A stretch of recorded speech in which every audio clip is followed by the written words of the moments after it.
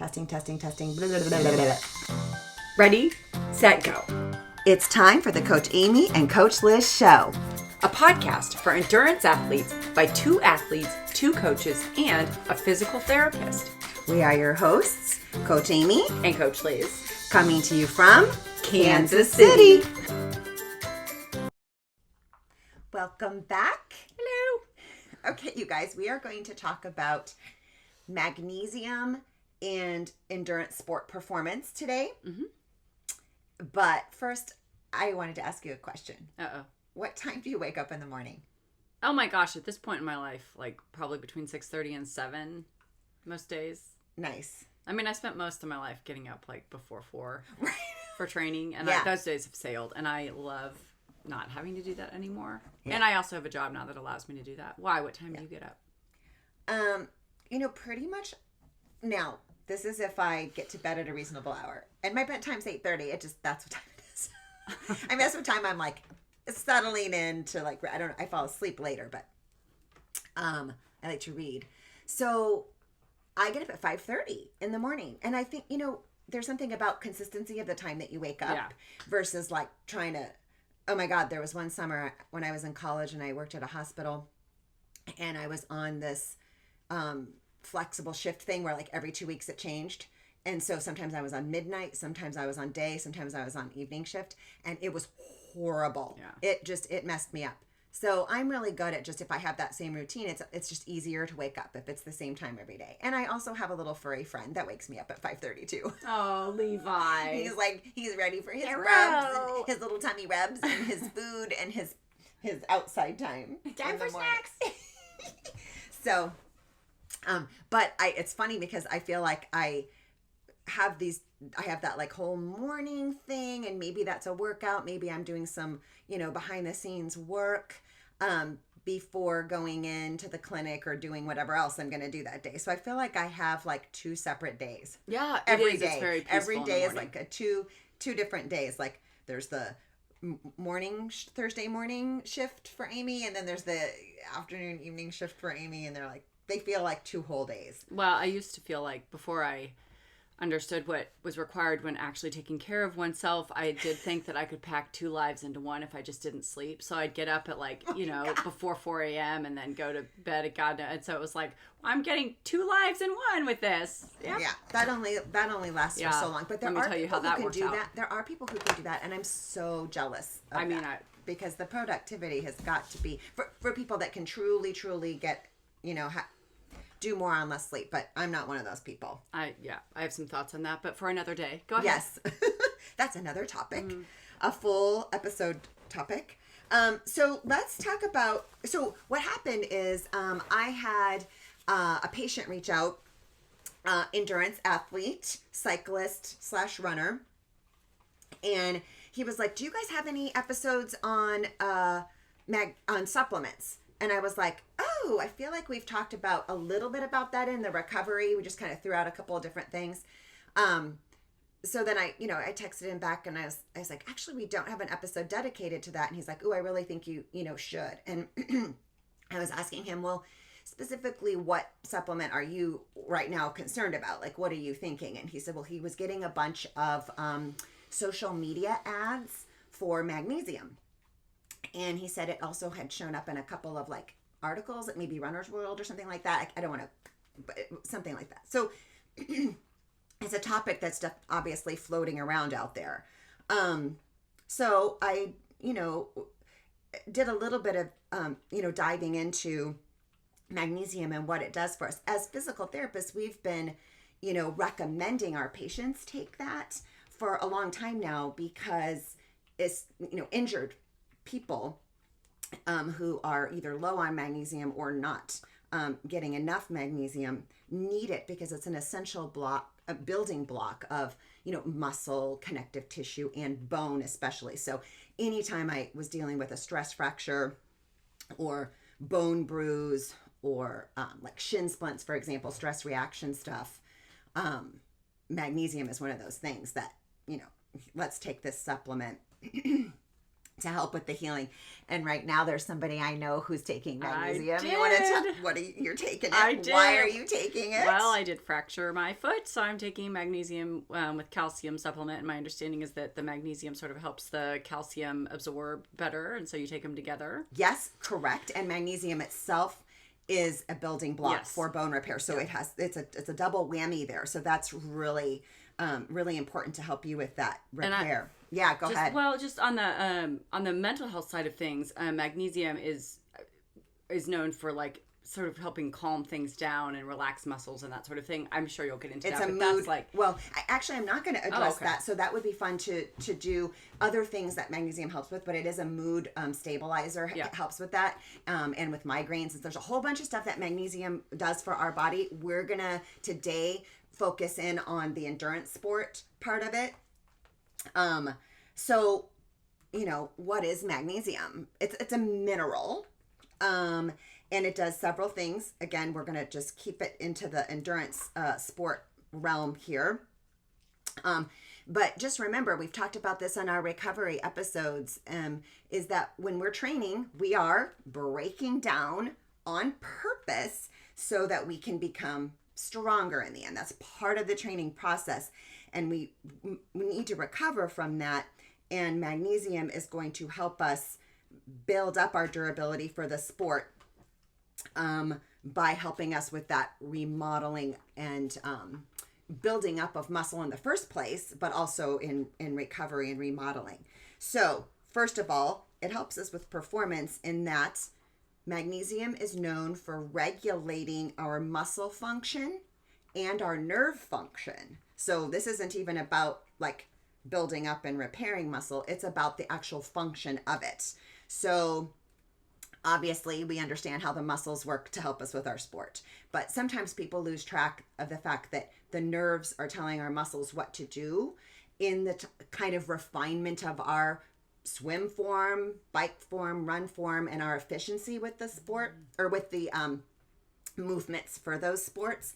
And the nerves are really important for that. So muscle and nerve function, that's magnesium is helping us with those things. We've already talked about how it's an essential building block to make protein and bone. So again, helping us to build our muscle and bone durability. It helps with recovery, like I've already mentioned, and it does another thing, and it prevents muscle cramps. So if you have somebody, now those would be muscle cramps induced by lack of magnesium, right?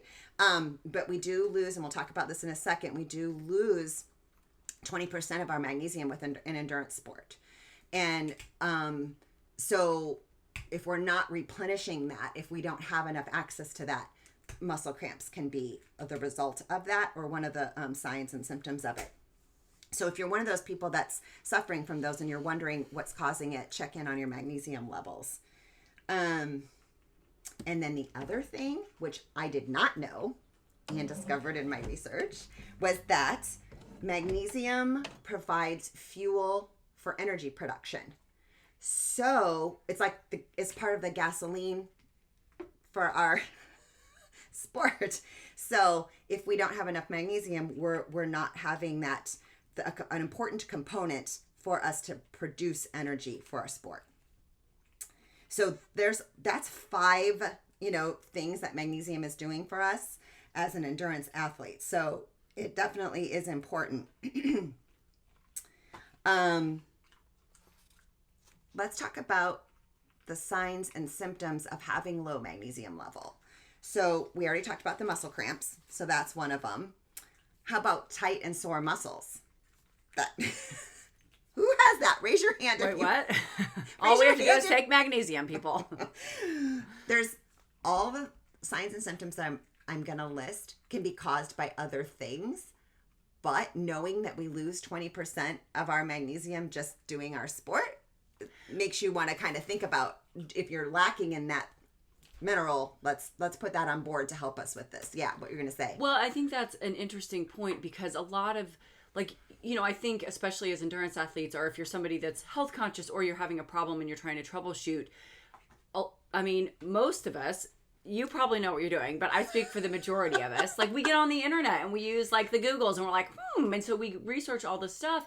And I do think that a lot of symptoms are like similar from like deficiency to deficiency. You know, like you can't, like the magnesium deficiency may have a lot of crossover with a lot of other deficiencies. And I know both from personal experience and from talking to athletes, you can go down a wormhole and start chasing the deficiency to figure out what you're supposed to be taking. And before you know it, you may end up with like 15 different supplements because you're trying to chase like the perfect answer to whatever your problem is. But actually, many of us don't like have not been someplace to have like blood work done.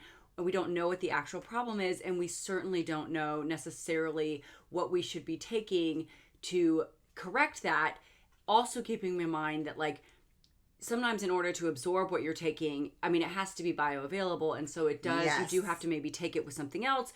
The form that you're taking it in, you know, and food is always going to be a better answer than a pill. Yep. So I just think it's interesting as you're going to go down these list of symptoms to remember that for all of us, like there are like so many times the list of symptoms can be the same for so many different things. And that Yes. chasing that is like chasing your own tail sometimes. Yeah, so just be and careful we would with love that. to have a simple answer, like it's the shoe. I would. or I'd it's try it. it's just this magic pill. Yeah. But and also going around and getting a ton of blood tests and stuff. Those, you know, are dependent on when you have the blood test done. All these things. Today, what I think is a good take-home message is when you're seeing all these social media posts and these ads and everything, that yes, magnesium is beneficial for your performance in endurance sport.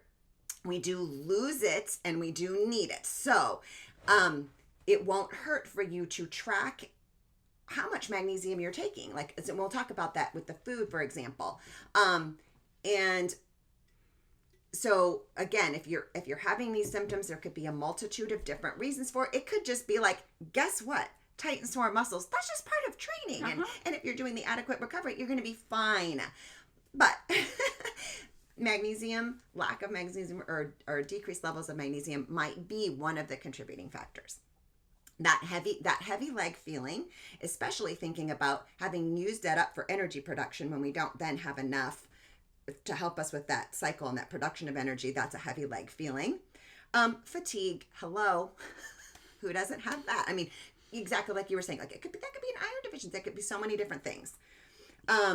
Impaired recovery. So it is another, again, a list of things that many different causes. But if you're finding that you're having difficulty, you're trying to do all the right things and you're doing all the right things, and I'm taking the recovery days that we're told, you know, I was told to take and all this stuff. If you're having an issue with that, maybe track your magnesium, see how much you're getting in. And then actually difficulty sleeping. So there's that, have you ever seen that powder? It's like it sprouts Calm, and it does have calcium and magnesium in it. So it actually can help and aid. And the brand is called Calm. Yeah, the brand is Calm, but it is just magnesium. It's like a hot tea powder. Yeah, you can mix it in with, you know, I was just putting it with like a little bit of water and just chugging it down. But in my discoveries, I found that it also, low magnesium levels can be caused by a variety of different things, like people with Crohn's disease or like more like diarrhea, like just kind of a gut that is like that, as well as taking acid reducers, because that affects your ability to absorb magnesium, so you have less around. So another kind of thing to think about. But magnesium is also helping us with restless leg syndrome. So guess who has restless leg syndrome? Do you? No, my hubby. Oh. So and he takes acid reducers. I know he won't mind us talking about that. Hopefully. Will you, hun? Just skip that part. Maybe we'll edit that out. But guess who got magnesium supplements ordered for? Oh my God. They're on their way. But anyway, it does help us with, you know, sleep. And of course, if you have restless leg syndrome, that's going to make it difficult to sleep too. All right. So again, all these symptoms and signs can be triggered by other things, but consider the magnesium level could be a cause, and then maybe track how much you're getting in with your diet, and know that you're losing some. So I came across 2 research studies that I think you guys will enjoy hearing about that kind of backs up what we're saying here. So one of the articles or research studies was studying magnesium in sport. It's a 2022 study in the Journal of Strengthening and Conditioning. And the title is The Effects of Magnesium Supplementation on Muscle Soreness and Performance. And we will have a link in the show notes for both the studies that we're going to refer to here in case you guys want to, get geeky and read the studies and see all the graphs and everything. But what they did in this study was they tested college-aged women and men, and it was this bench press activity. I'm not going to go into all the details of what exactly was done. It was a double-blind study, so each of the two groups, one was a group that was treated with magnesium and one was a group that was treated with the placebo. But both groups performed 3 sessions, a baseline with no treatment, a post-treatment session, and then a performance session that occurred 48 hours later. They had statistically significant results for the athletes that were treated with the magnesium versus the placebo. And here's what they found. They found that the rating of their delayed onset muscle soreness feeling was less in the magnesium group from their baseline. The performance during that performance session, that 3rd session, improved in the magnesium treated group. Again, all these were significant differences. The rate of perceived exertion during the activity was less for the magnesium group. And again, I'm thinking it's that energy production part of the magnesium. And then the perceived recovery was improved in the magnesium group. So, performance and recovery enhancement. Who doesn't need that for endurance sport? So, then there was another study published in 2019 in a journal called Nutrients. And they analyzed the effects of magnesium supplementation in preventing muscle damage. And this was with some professional cyclists that were taking part in a 21-day cycling race. So intense endurance. And I would assume that was probably men. Activity. Since it doesn't specify men and women. This was for men. Yeah. But the results indicated that magnesium supplementation, and we're going to talk about this recommended daily allowance number versus what the National Institute of Health recommends. So there's a difference between the two. And the results for this study indicated that magnesium supplementation exceeding the recommended daily allowance had a modest effect in maintaining the integrity of the muscles. So, and whether that was adequate levels of magnesium intake from diet or combined with supplements.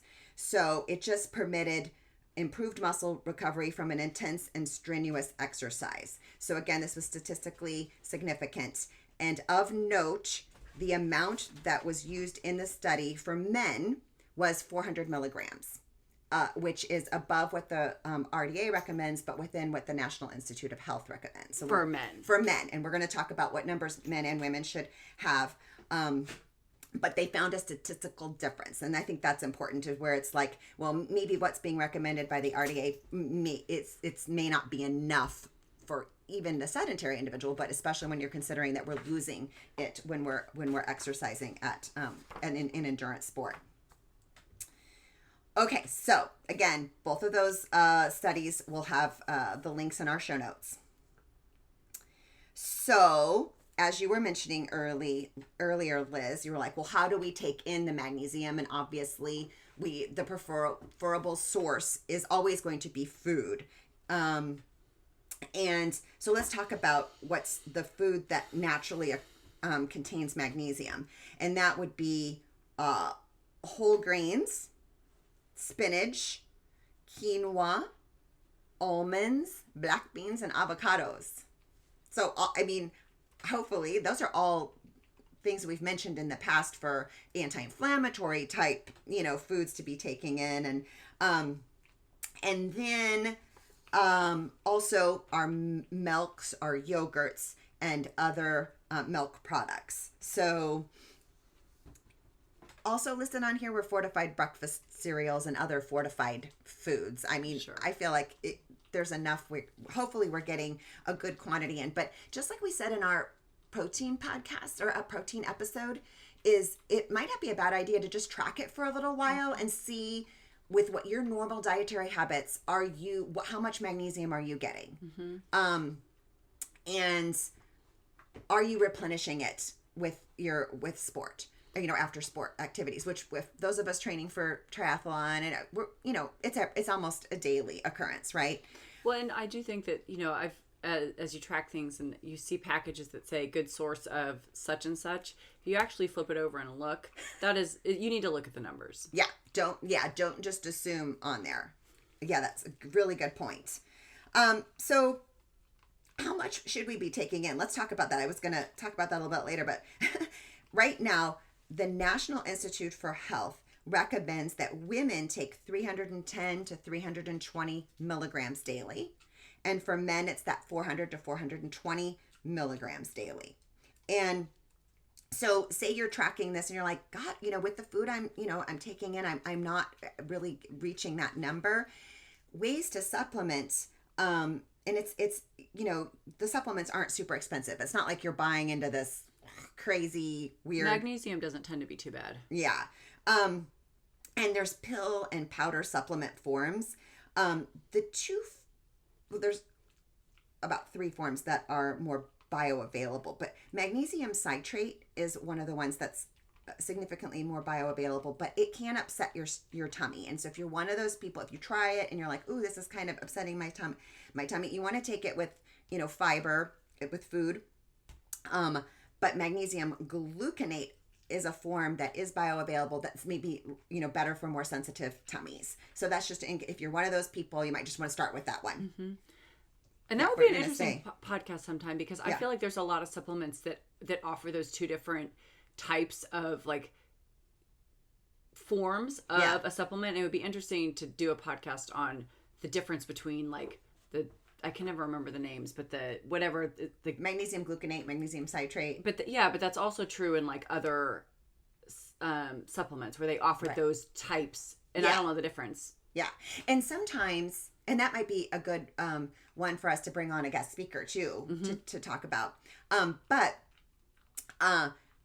For example, the one I ordered for Hubs has multiple different ones in it, so that we're kind of covering cross bases, but they were all forms of magnesium. Okay. You can cut that other part out. I just feel like at some point it'd be really interesting to talk about that. I think so too. Or what do you guys know? Maybe you already know. Okay, so another way to get magnesium into our bodies is a little bit more controversial, because there's not a lot of research to show us exactly how much is being absorbed through our skin. And how it's our skin is a really good barrier, thank goodness, right? But what it does is it means how much of this topical cream or spray or patch are we getting? Did you know our skin is our largest organ? Yes. That's my fun fact. I love knowing that. The integumentary system is. But, oh my God, you're just so cute today. No, it is, because people, I don't think they realize that it's an organ. It's classified as an organ. That's a really good point. But we have these hair follicles, and that can be a great way for it can be an entry point for us. I have a funny story about my neighbor. Oh God. Because I think, it was he shaved his back. We won't say his name, but he did. He shaved his back before he went to Lake of the Ozarks. Okay. Ouch. Yeah. So did some of the organisms cross that barrier? Yes. And through those open hair follicles, your eyes are wide open. So we do know that is a way that things can, an entry point in the skin, and obviously any open cut or anything. But the question is, are any of these magnesium patches, creams, or sprays, or one of the things that I like to recommend for all my patients and athletes is the Epsom salt soak. And that's magnesium sulfate. That's a salt that you get to, float in and soak in. And there have been some studies where they've tested serum level, after you put this on, how much of the magnesium was circulating in your blood. And it's there is some evidence that it does increase, but it's well, how much is it increasing? And the studies had so few participants. They need to do more research for us to be able to say, yes, this cream or patch is definitely helping, and here's how much you're absorbing. What I like to tell people is, I've had enough circumstantial evidence from patients and athletes who say, yes, the Epsom salts do help. And, throw in 2 cups of it into your hot bath. The hot water is doing a lot for you. So if you just don't want to use the sulfates or the magnesium salts, that's fine. But if you want to try it and it makes you, actually you feel like it helps you, then it may be, and then that's great. Like, do it. But as far as investing in the more expensive creams and patches, I would nutrition first. Magnesium supplements and powders, we do know 100%, yes, that is increasing your magnesium level. So those would be the first 2 spots to start. Any other thoughts or questions for this? No, I mean, do you have any, it's overwhelming to look at supplements. I think, when I was recently purchasing my calcium magnesium supplement for my bone health, I was like, oh my gosh. I mean, you just stand there and it's like, there's powders, there's pill form, there's the chelated. Is that how you say that? I always mess up that word. Yeah. And then glucosinate. Is that how you say it? I mean, I'm always, and so, you stand there and it's like, and then there's some that have, it's just a lot. And so do you have in terms of powder versus pill, is there one that we know is more bioavailable, or so far it doesn't really matter? I didn't come across any research to say one or the other. I would say, take it with fiber, was one thing that was definitely written about. I would say whatever works for you. Like what's going to be most palatable for you. If you're not a big pill swallower and you would rather have a powder, do a powder. I think it's really up to you. On what you prefer, the method that you prefer. Yeah. And it, to your point that it can be super overwhelming and it's like, oh, well, what brand and blah, blah, blah. I think it's an unregulated industry. So that's like, it's not like it does not gone through the rigors. And so they can put a lot of stuff on labels and you also don't necessarily know what's in it. I mean, I find supplement discussions rather stressful because they're very expensive. They're promising, all these miracles, and we go in and we're not really sure what we need. We're also really like driven and we really want to do what's good for our body. And so there's a real emotional component to getting a supplement, and it's easy to start spending a lot of money on things that like you don't necessarily know if you need them. And then, or maybe you do know you need them and you're not sure, like, is this bioavailable? Is this the dose that I need? Is what's in the supplement actually what's supposed to be in the supplement? Because if you do start reading some of the information about like things that are tested, you can just go down. It can be a little stressful. Yes, and you're standing there in the aisle. So it's like I don't want to recommend one particular brand over the other. I happen to have an account. I'm not offering to buy anybody anything because that would be like a we whole do not get separate kickbacks. Job.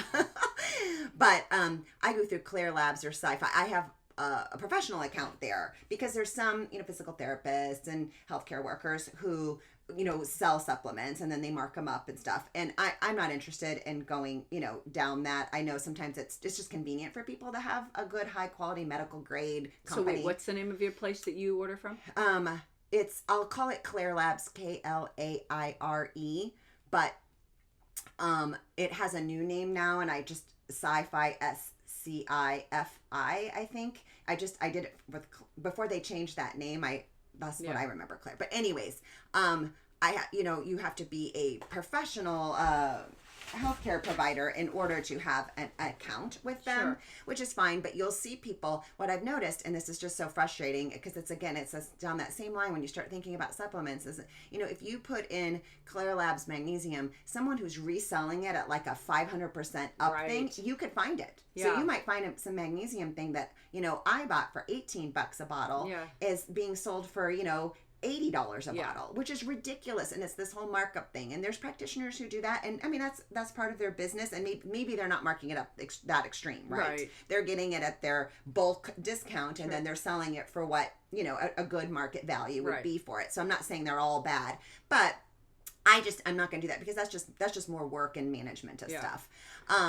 And I thought about it a couple times because I have Pilates balls in my that you can buy at my at the clinic and just some equipment it's faster and easier to get there and it's just so helpful and I don't mark it up. It's like whatever I paid for it plus shipping, that's the cost that goes to the patient, but it just makes it convenient for them. So I thought about doing that with the supplements, but it just I'm not. Well, because I think you have to. I think going to like somebody whose job it is to give supplements, like who's like nutrition. We've got some great nutritionists We have in some the great area. nutritionists in the area, and they a lot of times will have accounts that you can purchase through them. So it, but like for example, that Calm brand, it's great, and it doesn't have any added other stuff to it. So, power to you guys for that search. Don't go too crazy about it. Yeah. So let's do my little recap here. Without a doubt, we know that magnesium is important for endurance athletes, and it does aid us in performance and recovery. So I recommend just start tracking how much magnesium you're getting through your diet. And if you're noticing that you are low on magnesium or becoming deficient and have some of these signs and symptoms that we talked about, you might consider taking the National Institute of Health's recommended amount and supplementing with some powders or pills. But for now, maybe don't rely on the patches and creams, and don't rely on the soaks for getting you to the recommended number or amount, because we actually don't know how much you're absorbing. Thanks so much for listening, and remember, We are in this together. Until next time.